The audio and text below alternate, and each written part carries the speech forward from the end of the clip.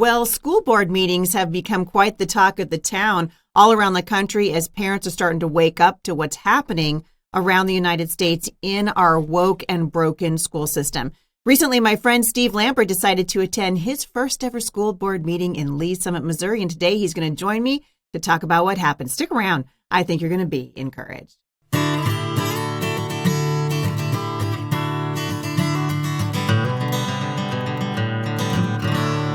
Well, thank you guys for tuning in today. Lots of things happening here at the Firmly Planted Homeschool Resource Center and in Firmly Planted Family. If you guys are interested in following along as we begin embarking on a journey to try to help you guys get resource centers around the country, check it out at fphrc.org. I want to say thank you to everybody who is leaving comments and reviews for the show over at YouTube.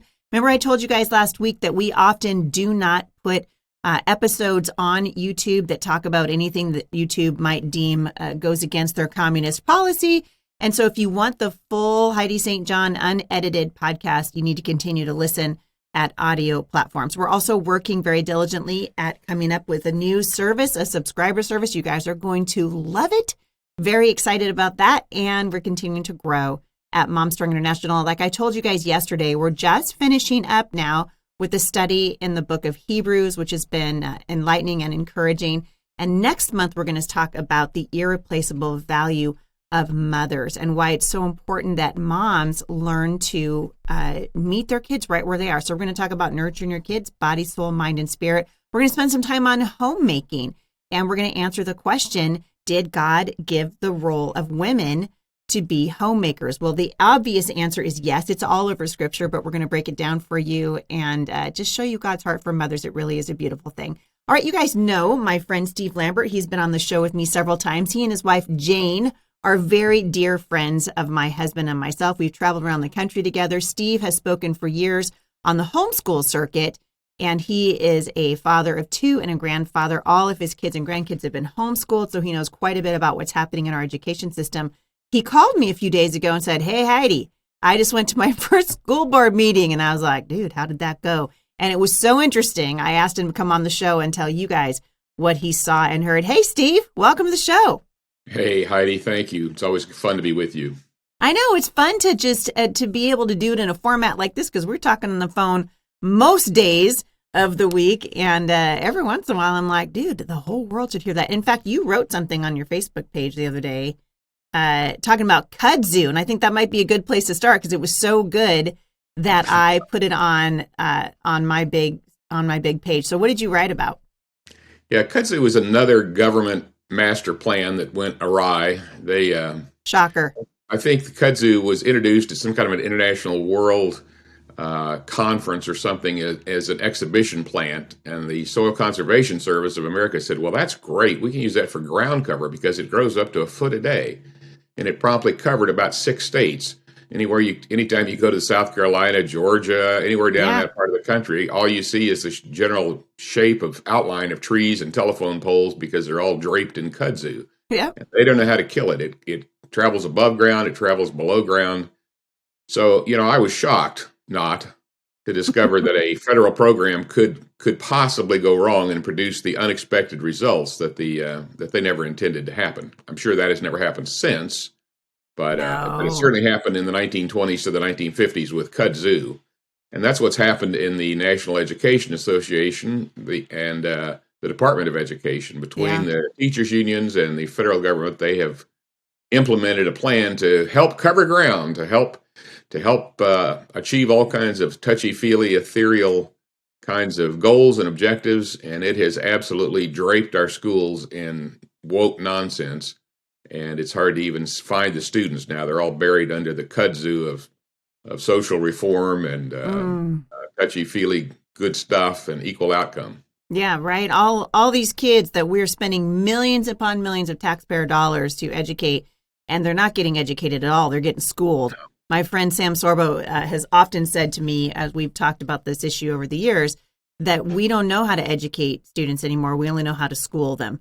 And that's certainly what's happening here in the Pacific Northwest. You know, because we've talked about this a lot. I started going to school board meetings before it was cool and just checking it out, just seeing, hey, I've heard a little rumor that y'all might be, this is before we even heard the term woke, right? We didn't know that terminology. It seems like the left likes to change it and change it up every couple of weeks. But I noticed a long time ago that the school boards have been infiltrated by leftist ideologues. And these are the people that are determining our curricula. These are the people that are determining whether or not boys can use the girls' restrooms. It really does come down to the school board. So what motivated you and your wife to attend your first ever school board meeting in your 70s? We had, I haven't had a child in public school since 1979. Wise. It was a wise move. Our oldest daughter was in public school in kindergarten and first grade, and then we began homeschooling in 1980.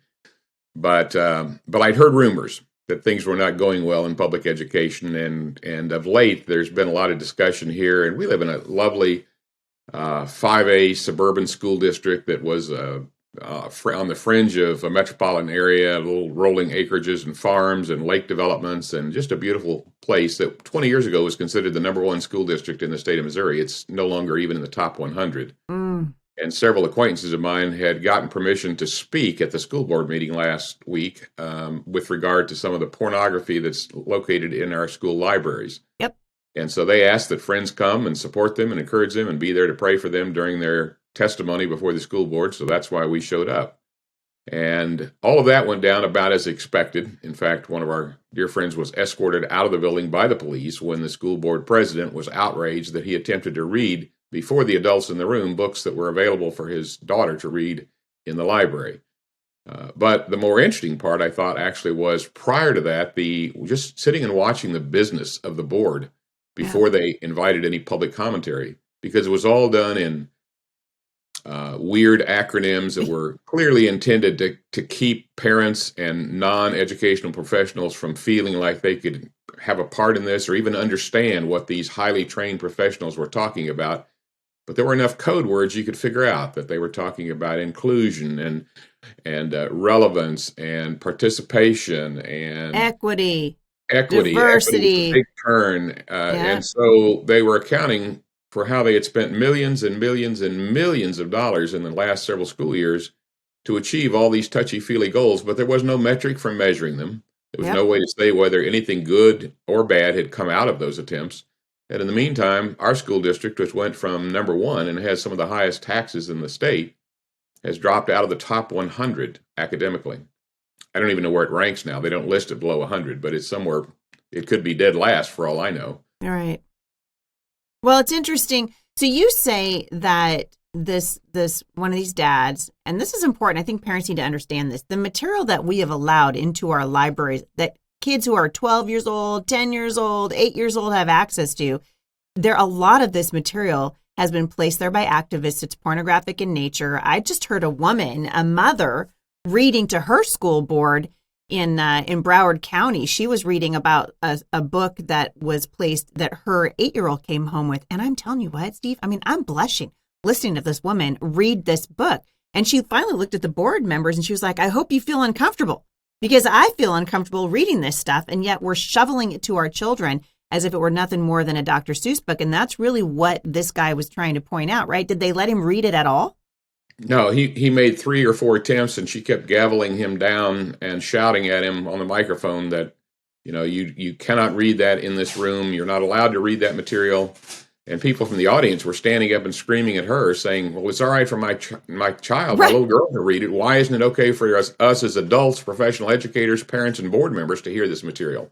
Right. And I don't know well, I do know a lot about how you are, and I'm sure you never did this, but when I was in school, if there was anything salacious, if there was anything risque, word traveled quickly, and everybody managed to find their way to read that particular paragraph in that particular book. And so it's not just there for troubled children who might have questions about their sexual orientation or whatever. It's there for curious minds who are eager to see things that they probably shouldn't be seeing at that age. Yeah, and the language that is in these books is absolutely horrific. I mean, I have a 12-year-old, my youngest is 12, and I would be sad. I mean, I can't think of a better word. Angry, sad, to see her innocence stolen from her in such a fashion. And yet the school boards don't seem to care about this. Did you feel like the school board who was gaveling this father down, did she say why he wasn't allowed to read it?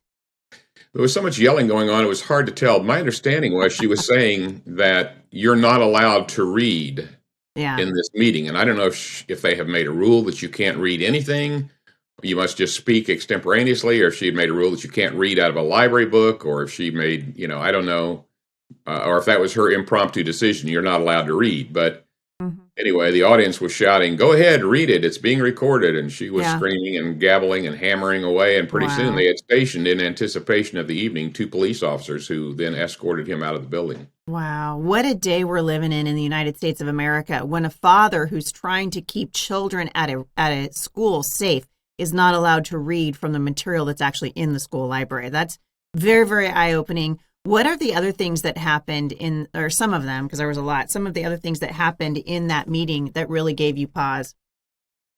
Well, as I said, I was intrigued by the fact that even the school board members, who are mothers and fathers in the community, looked a little baffled by some of the things that there was a whole string of assistant superintendents that spoke about measuring all the progress of their social reform programs. And there was so much internal shop talk and so many acronyms that even the board members looked a little puzzled as to what was being said. And right, like my friend Phil and I were talking about the other night, it's so easy in this day and age. There were screens, overhead screens, that everyone in the audience and the board could see. It would have been so easy, had it been their intention to help parents become a part of the process. Just put a QR code up and say, "Here, everybody take your phone.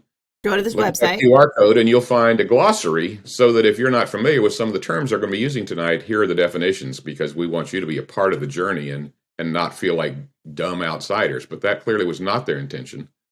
And I was disappointed to see that. But, you and I have talked about this before. When we began homeschooling in 1980, it wasn't long till somebody turned us in for educational neglect.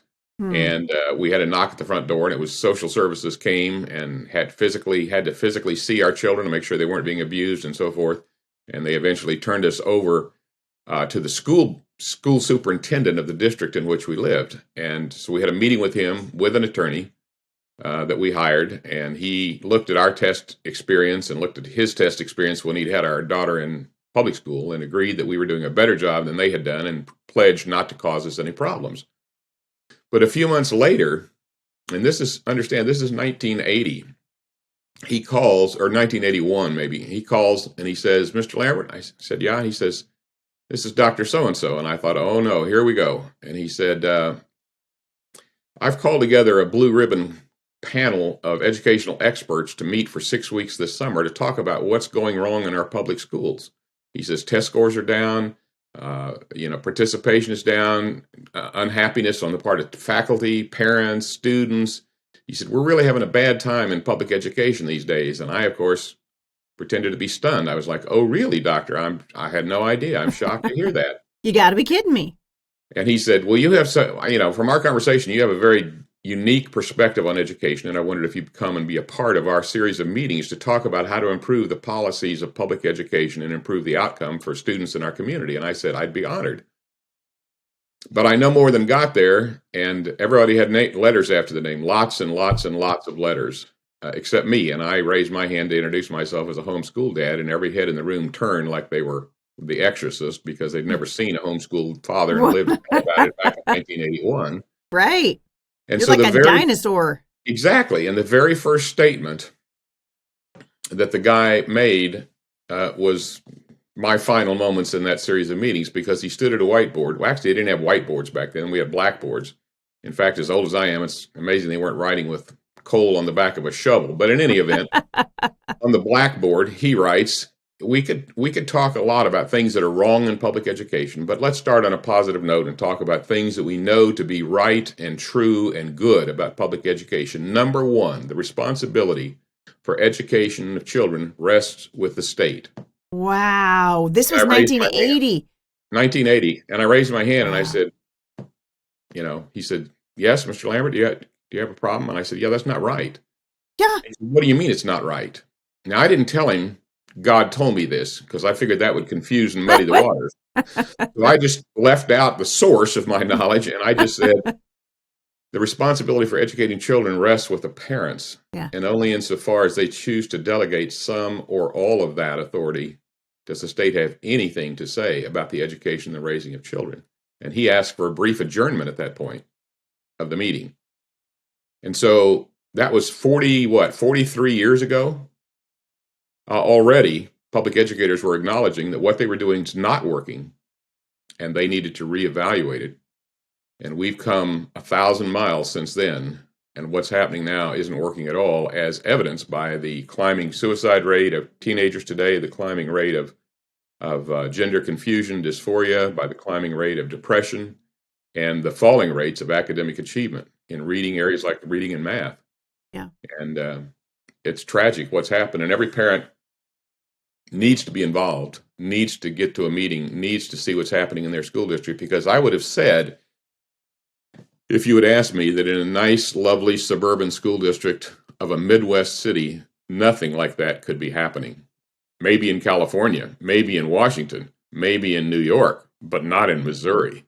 But oh no, it's happening, and it's happening faster than you can possibly imagine. So parents need to open their eyes, get involved, and consider alternatives to public education. Yeah, and there's been sort of a genesis. I mean, you and I have been out on the speaker circuit together for, 15 years. And there's certainly been a genesis in my message to parents, because 15 years ago, I was like, listen, homeschooling's not for everybody. And, everybody, and I was, kind of annoyed at what I consider to be kind of far right, people in the homeschool world who were, screaming that the barn was on fire. And I'm like, okay, there's trouble in the public schools, but come on, there's Christian teachers, there's Christian administrators, our kids. I was still kind of, not really, but sort of buying the salt and light argument.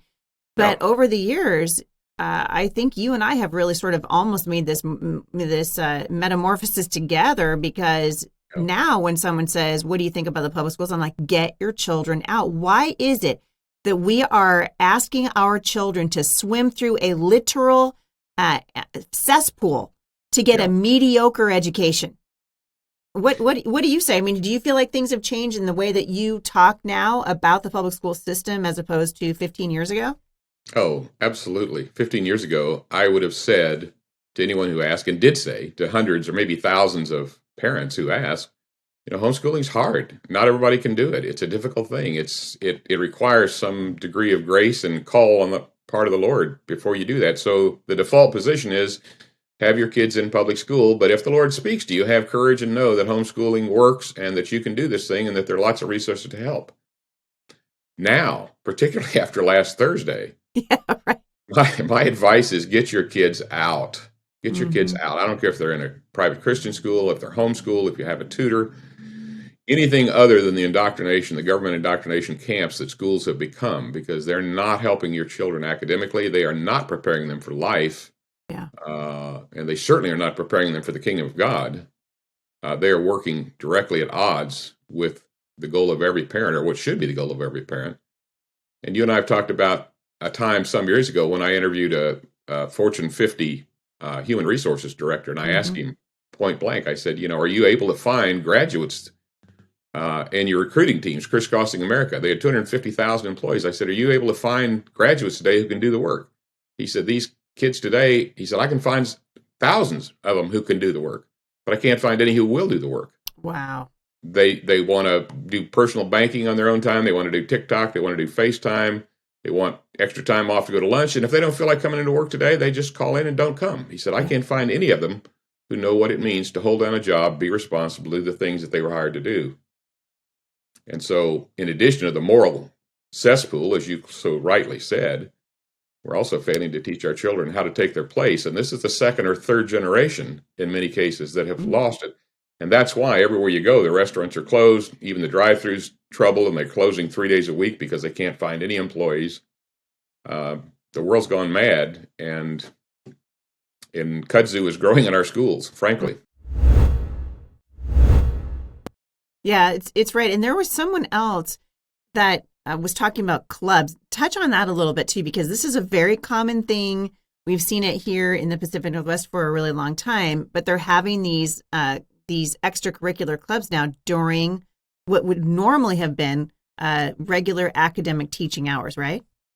Yeah, they were talking about that. They had some a teacher and some students there at this board meeting to talk about these wonderful new clubs. And they used to have clubs after school. I mean, when I went to school, when Abe Lincoln and I went to school, we would occasionally, we'd have a chess club after school, or we'd have, whatever. But now every faculty member, at least in our district, has to be involved in a club. And clubs now take place during school hours because we're doing so well at reading and math that we don't need any more time to that area.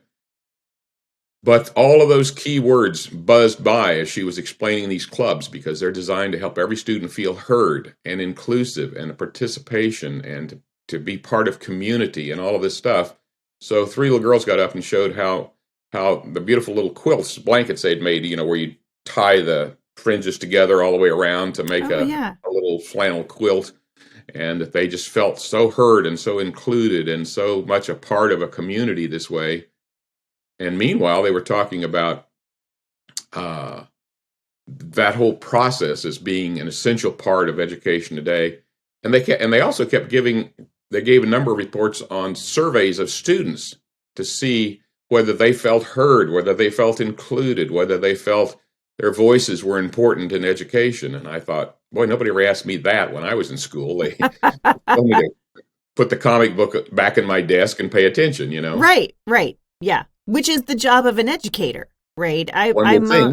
One would think. I remarked on my Facebook page the other day that any teacher that teaches something besides reading, writing, and arithmetic should be fired. And I mean it. Like, when are we going to get back to, the United States is failing on the world stage, that's for sure. I mean, obviously, we've got, massive political problems, but beyond the political problems, our education system is ranking our nation among the least educated of all the nations in the world. But I'll tell you, these kids are schooled. They can tell you what their pronouns should be. If you go into any school in Portland, Oregon, these kids can talk to you about cultural appropriation. They can talk to you about diversity, equity, and inclusion. They can talk to you about whether or not transgender men can get pregnant. And this is hurting our children. I've got one other question, because I've been very, very outspoken on this issue, and you've been leading the charge. For a long, long time, but I feel like recently getting a little bit more pushback. I think because parents are starting to have their consciences pricked a little bit. And so when Heidi St. John gets on the podcast and says, listen, at this point, you're sinning. The Bible says in Luke 6:40 that when a student is fully trained, he'll be like his teacher. The responsibility of parents is to nurture, train, and educate your children. It's exactly what you said at the onset of the show. They do not belong to the state. They belong to parents. And God will hold parents accountable for what they allow into the lives of their children. The parents are the gatekeepers. And yet, over and over, and I'm still dealing with this, parents tell me, well, I could never do that. I don't have the patience for it. Oh, but my kids are going to be salt and light. What do you say, Steve, to the parent who is trying to counter the salt and light argument? So a parent comes up to you at church and says, hey, Steve, I heard that you went to the school board meeting and they're peddling pornography to our children, but hey, my kids are salt and light. What do you say? Yeah, our children are not missionaries. Our children are a mission field. Thank you. If you stand on top of a table and you try to pull somebody up onto the table beside you while they're trying to pull you down off the table to their level, I guarantee you who wins that battle 99% of the time. Mm-hmm. And I hear parents say, well, you don't understand, because my daughter has a real nice Christian lady as her teacher this year in 4th grade or whatever. And I appreciate that. And I have friends who are public school educators, some of them who are good, godly people who are trying their best to swim upstream in an ocean that's a tide that's coming in against them. But that's kind of the equivalent of playing academic Russian roulette. I mean, so maybe this child this year in this particular room maybe isn't as bad as it could be. But in general, you're playing a deadly game. And sooner or later, it's going to go bang in your face when they get the wrong teacher in the wrong class in the wrong year. And that's a game that I would not be willing to play with my children today. Mm-hmm. We chose homeschooling 40 years ago because we thought we could do a better job, because we wanted to enjoy our children, because we wanted to be a family, because we wanted to be able to travel together and enjoy the relationships that God had given us as a family. Mm-hmm. But now, I think there's lots of other reasons to consider that, even if if that's not your focus, just because our children are being taught crazy stuff, just crazy stuff. Well, and when you say, our children are being taught, I think an even better word is that they're being targeted. We know that our children come to us in need of shepherding. This is what I spent my entire podcast on yesterday, talking about the importance. In fact, Steve, I was talking about the coffee coterie. And Oh, when Jane saw the pictures of the shepherdesses that were lining the walls of that I room remember that that. we used to meet in, and I was saying, hey, our job as parents, according to God, is that we are the shepherds of our children. We are the primary educators. We are our child's first and greatest influence in their lives. And what we've done is we have taken that role and we've abdicated it to the state, and we are paying a terrible price for it. Actually, our children are the ones who are paying a terrible price for it. But ultimately, the nation, our churches, the communities, the culture is suffering because of it. When you talk to parents who are considering homeschooling, and I've heard you talk, oh goodness, countless times over the years, to parents who are kind of at the jumping off place. Maybe they got their kids in school.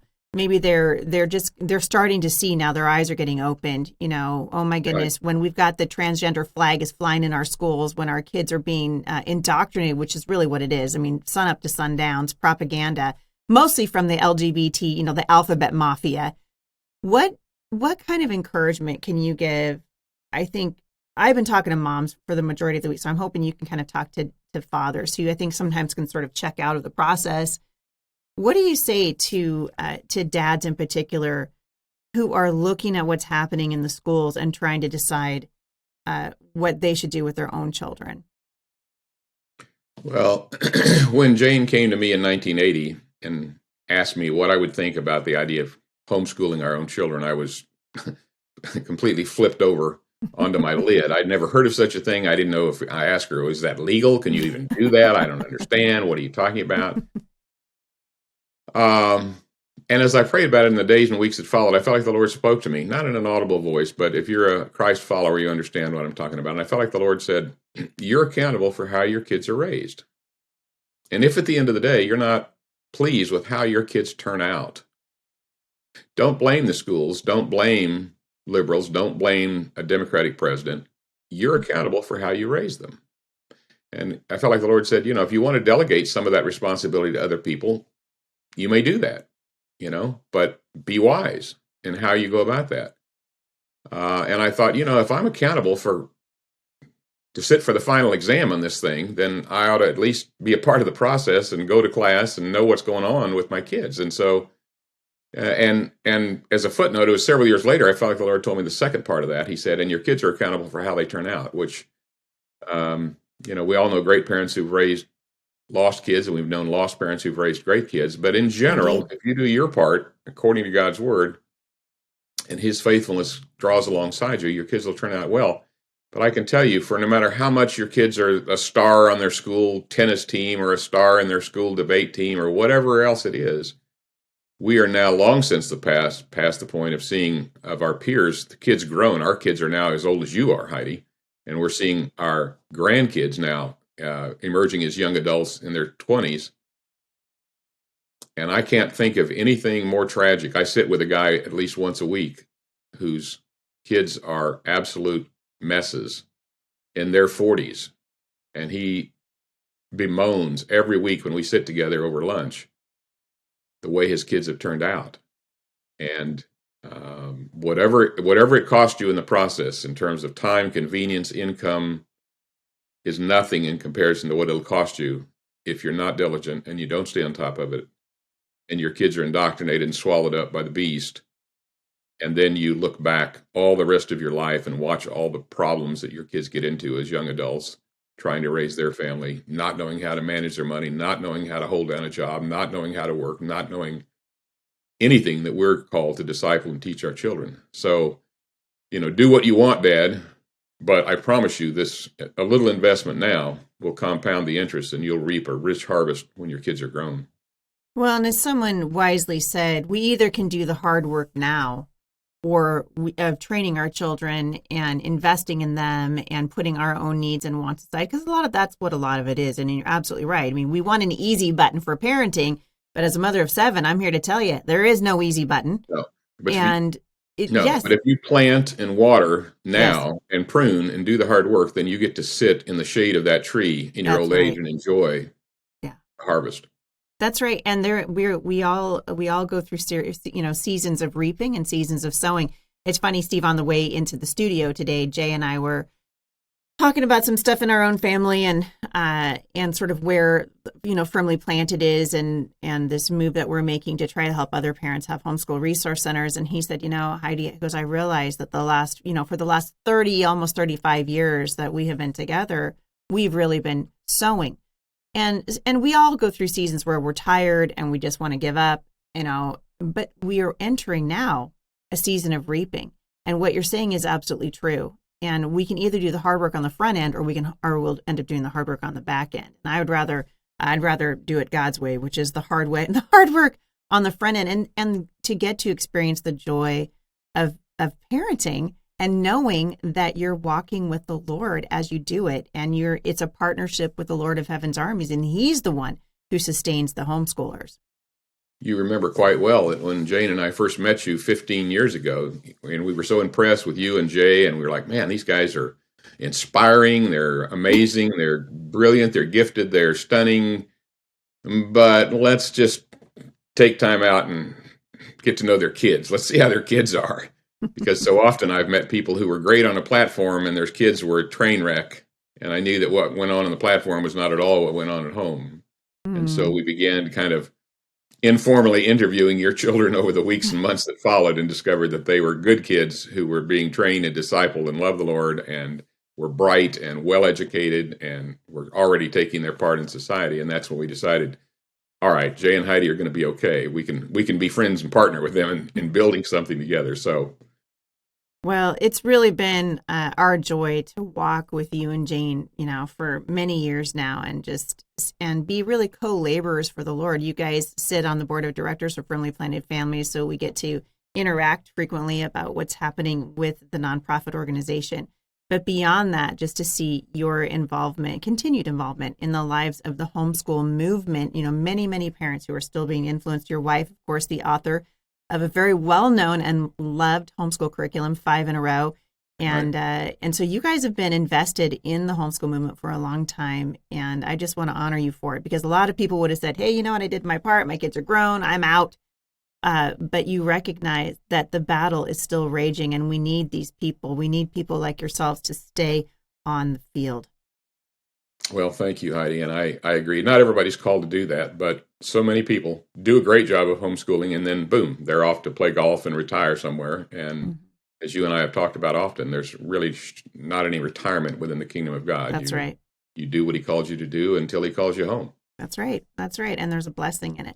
Well, thank you so much for coming on the show. Where can people find 5 in a Row? Just spell out one long word, FIVEINAROW.com, 5inarow.com. We've been around now for 28 years. We've been publishing curriculum. It's been used by 600,000 or 700,000 children in about 60 different countries. And we help kids from preschool up through about 6th or 7th grade. We don't do any high school materials, but it's all grown over the years just by word of mouth from veteran moms telling new moms, hey, we tried this, we spent a fortune on that. Yep. I went to a convention, I got overwhelmed, but a veteran mom told me about 5 in a Row, and it's changed our lives. And so that's how the company continues to grow. It's wonderful. A literature approach based to homeschooling your younger children. You guys are going to love it. Check it out, 5inarow.com. Steve Lambert, my friend, thank you for coming on the show. It's always a joy to have you here. Always fun to be with you, Heidi. Thanks. You're welcome. If you guys want more information on my guest and on 5 in a Row, you can go to the show notes today, and I'll link back to it. I hope you're encouraged. We don't want you to feel discouraged by what's happening in the culture. God has given you the opportunity to invest in the lives of your children. And if you've got young children at home, if your kids are still school age, now is that time. Thank you guys for listening. I'll see you back here tomorrow at the intersection of faith and culture.